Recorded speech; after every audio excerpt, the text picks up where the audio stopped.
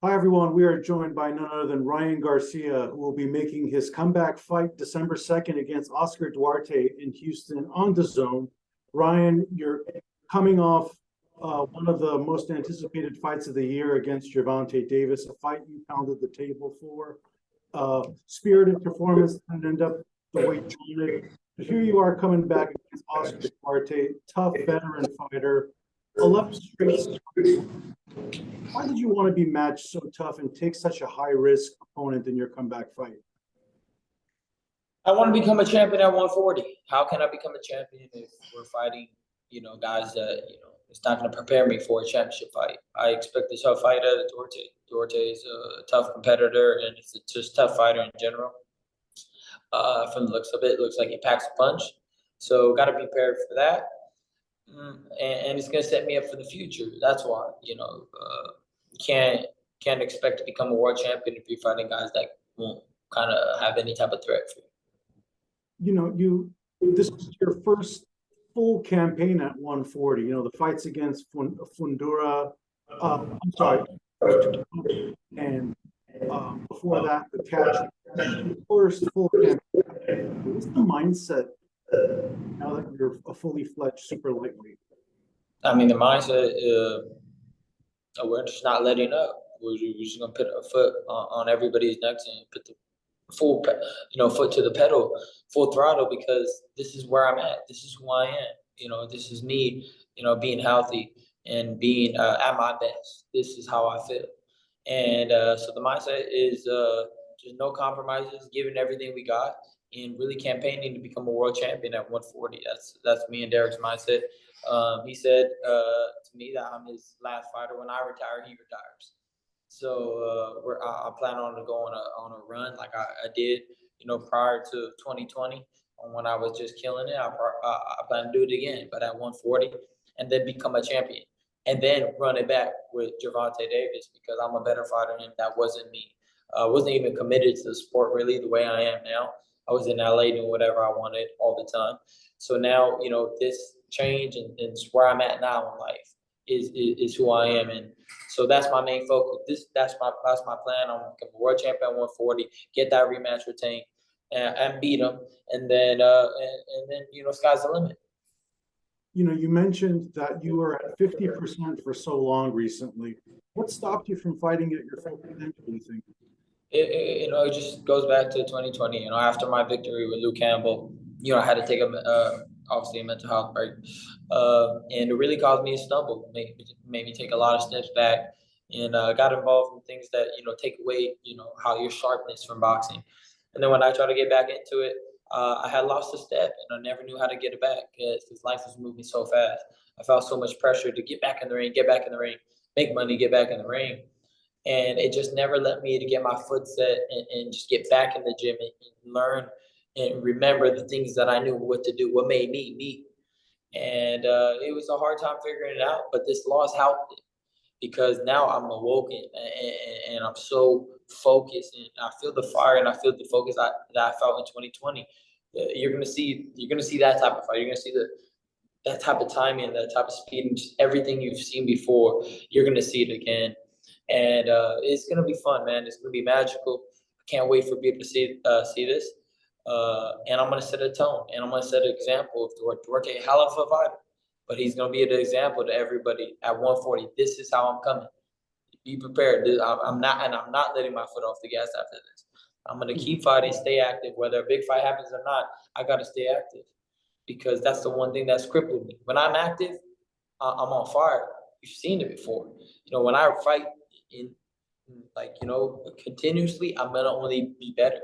It's when I get thrown curveballs all the time with the Manny Pacquiao this, Manny Pacquiao fights, and then they stall me, and then they make me cold, like all this bullshit, and then we can't fight in October. You gotta wait till this time. It's just bullshit. I'm tired of being done like that. So now I'm just gonna stay focused and stay consistent. How do you also stay hungry now that you've made this life-changing money? I believe I don't care about the money. That's why. That's how. Money don't define me. I don't care about money. Money comes and goes. Just like, when you wear some underwear and then you got to change. I don't care about money. Money's nothing to me. It's all about just being now the best fighter I could be. I want to be a world champion. Money's great. I mean, I'm blessed. I'm thankful for it, but that's not going to define me. It's going to define me is how I come back from this. I could tell by your mindset and your demeanor, it's kind of a different Ryan Garcia. We've talked so many times throughout the years. What do you think is going to be the biggest difference and surprise for fans when they see you against Oscar Duarte under the tutelage of Derek James? How badass I am. Like, damn, we forgot about this guy. We forgot about Ryan. They're going to stop disrespecting me for real. I'm being disrespected by like stupid YouTubers like Dean the Great, all these random dudes. They just be thinking they could beat me. Like, bro, what are you talking about? You have me box half of the years I boxed. I'm talking about you could beat me. I'm just tired of disrespect and people giving them like any leadway with that. Like, no Jake Paul could beat me. None of those Logans. I mean, I love them. They're my cool guys, but they can't beat me. What are you guys talking about? Absolutely. I mean, it feels like every day it's someone new. Sean O'Malley, the list. That's what I was talking about. That's disrespect. That's the disrespect I'm talking about. Like, bro, I lost to Tank Davis, who's one of the best in the world. What the hell are you talking about? That got you excited? That got you thinking you could beat crazy. No. I will literally destroy those guys. I'll bring them all at the same time. You have to get a lot of credit for going out of your way to making that fight happen, adjusting to the catch weight, agreeing to it. You really set that groundbreaking blueprint for both fighters to follow, for networks to follow. And I think you should be proud of yourself for pushing for that. In a perfect world, what are the 3 perfect fights for you in 2024 for you to continue on that activity that you want in these fights?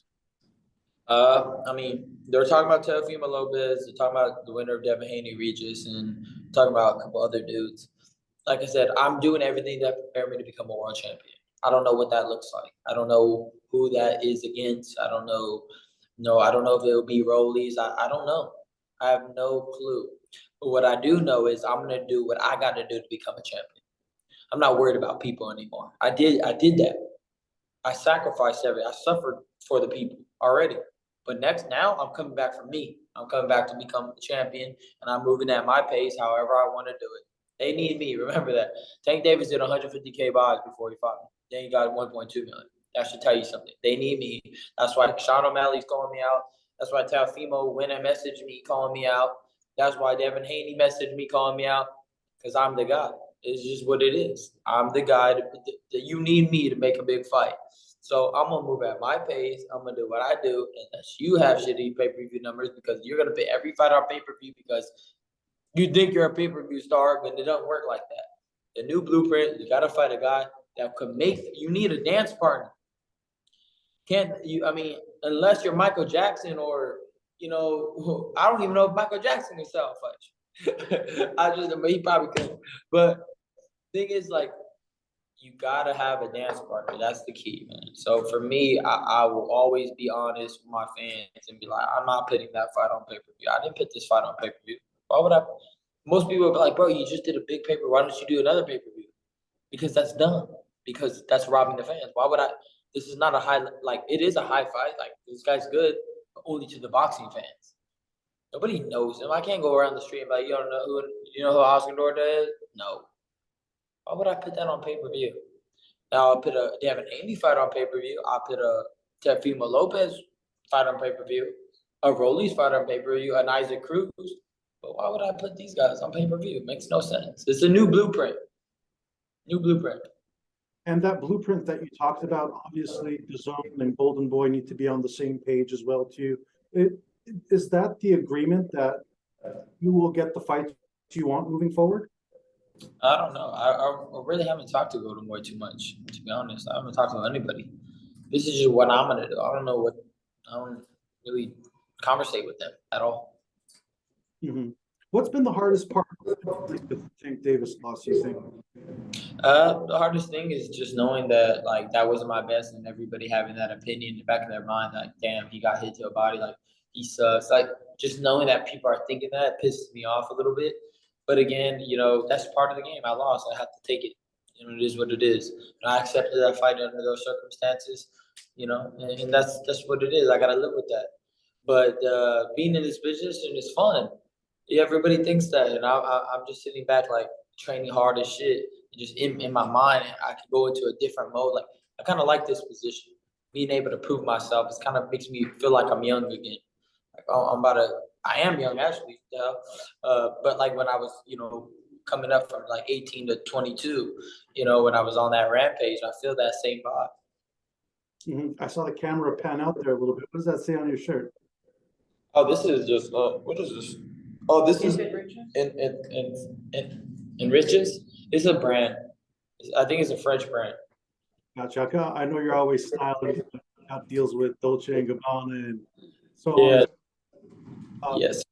But obviously you're focused on your fighting career. What are you focused on fixing with Derek James? What's he working on with you? We started in the beginning of the camp, just all technique. Everything was technique, cleaning up little things I do, and then footwork and just the basics, the fundamentals. And then from now, we're opening it up, and now things are free flowing and things are moving. Now everything's combined, and now we're at I feel the best I've felt since 2020. But plus, I'm sharp. I've sharpened up some rough edges. Like it couldn't be better right now. Literally, it couldn't be better, and we're doing a great job. And really, what's different is also my commitment and my dedication to the sport. So all those things combined, with Derek's teaching, my commitment, my focus is gonna nothing bad can happen out of that. From the outside looking in, I feel like a lot of people always question your dedication, your commitment. Everyone from Canelo down to other fighters and people on social media. Why do you think that is the case? Why do you think you have that rep? Look at me. I look good. That's the only reason.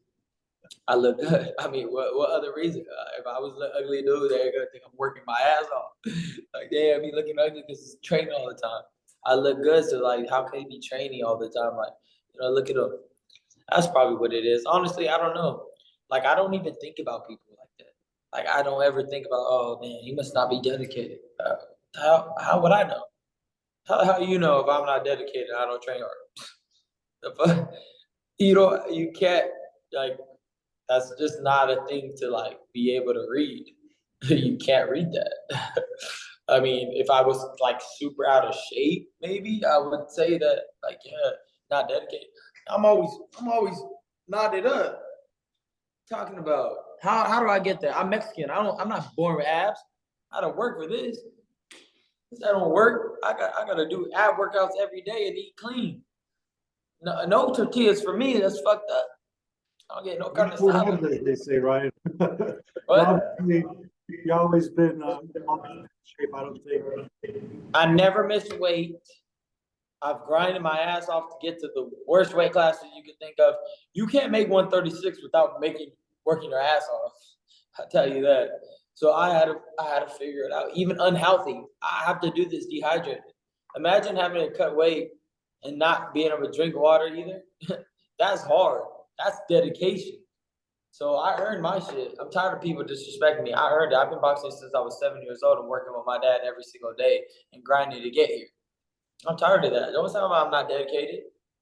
Motherfucker, you're not dedicated. So that tank fight will take place at 140. Is that the only way you would take the rematch? He will never fight me. I don't think at 140. This guy will never fight anybody at a fair thing. He just won't. He just won't. He literally won't. He won't chance it. He won't chance it because he don't have that dog. He don't really have that. He don't have that spirit of like the old school fighters. Doesn't. But I don't care. He's gonna have to come to me. Want to know why? Because he can't sell pay-per-view. That's why Sean O'Malley can't fight him. That's why UFC said no. He's not a star. Brian brought all the pay-per-views. He can't be a star if he's doing 150K buys. How can he be a star? I popped him up. Remember that. I gave him some stardom. Now he's popping. But like I said, you have to have two fighters to tango. So if he thinks he's gonna come back and fight some random dude and do a big pay-per-view, he's not. But we'll see what he does. I mean, I don't know who he plans to fight. But again, they're all gonna need me at the end of the day. That's just facts. I can set up. I can make way more bigger fights than him, than he can make by himself. So he's gonna have to see me for the money because he likes money. He said he should be thanking me. I just blessed him around $30 million. He should be like, damn, Ryan, you're a good guy. But he always, poking jabs, talking shit on Twitter a little bit still. Okay, because he knows that wasn't me. That's why he's still popping them. We didn't really run it. That wasn't really a fight. That was a half a man versus a dude that wasn't really, even when he dropped me, he didn't really want to engage either, to be honest. Where was he engaging even after he dropped me? He didn't even try to come after me. It's arguably Canelo's the best pay-per-view star still in boxing. Do you consider yourself the next top pay-per-view star in the sport? Yeah, for sure. And I think Canelo said himself too. Like Ryan has the potential to become the next pay-per-view star. I just gotta keep on being strategic. Don't let up. Stick to the blueprint that I know is gonna work. And be confident that Canelo is a global superstar, and he could do whatever he wants. He has his own ways, and what can I say? He's done everything in the sport, and he's doing really good. He fought really well against Jamal. He looked like he was back to himself. So yeah, I just tip off my hat to Canelo, and hopefully he's still all good. Would you guys consider you prepared that relationship at this point? Would you consider ever working with Canelo again? Business or whatever he wants to do for sure. We definitely are cool now, and I've talked to Eddie, and everything's all squashed, and I got no hard feelings for them. I spend a lot of time in that gym, and we had a lot of great memories, and it's sad to think about sometimes because of all the fun times we had, but that's how life is, man. You get new chapters. You got to go through it. Yeah. So, but I'm so happy for Canelo, and I want him to keep dominating and keep being the champion that I seen in the gym every day, and yeah, I'm happy for him. Yeah, credit to you. I mean, you always take the high road. I think you even had his last fight with Jermell too, sitting ringside. You have always great things to say about him. With that said, though, let's go back to the fight with Oscar Duarte. Why is this must-see TV for the fans? What do you have promised in store? You're gonna about to see me. That's why. That's why it's must-see TV. Look at. I'm gonna give you a great show. It's gonna be fun because this guy's a threat. He's dangerous. So the people that don't like me, you never know. You never know. Wait for that one punch. And then for the people that love me, you're about to see a domination of just me being me, and being just the Ryan that you see, all those years. Yesterday during the Shakur Stevenson fight, you didn't seem like a big fan. You're billing yourself as Mr. Excitement, must see TV. He put up a stinker by all accounts. Yeah. What separates you from the rest of the pack? The Lomachenkos, the Stevensons, the Davises, the Lopezes, all those guys. Hey, I don't know. It's just they don't got my personality, I guess. But also, Shakur, he's been getting on my nerves since the amateurs. He's so arrogant, and I don't say that about nobody. But man, he just walks around like his shit don't stink, and he talks shit about everybody and thinks he's like some type of dude that knows everything about boxing.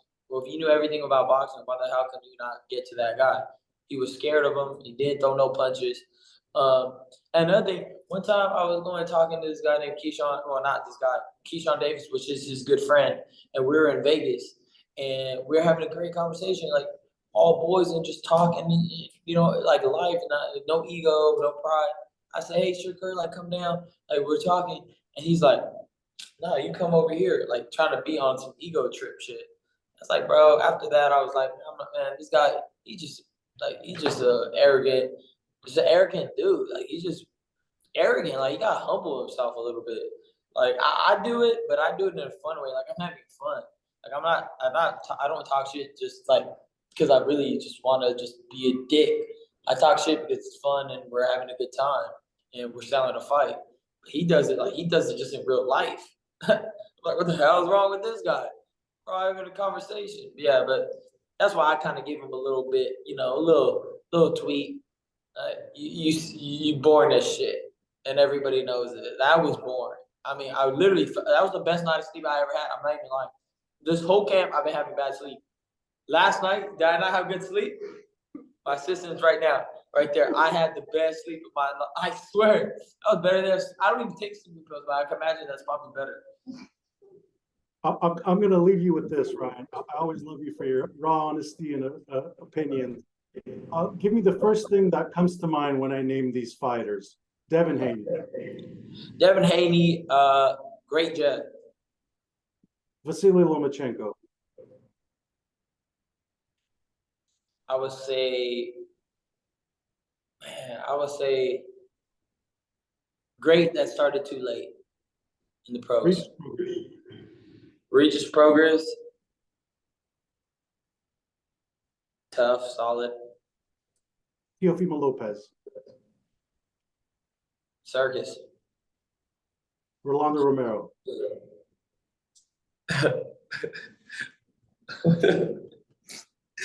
Clown, I don't know. Circus clown.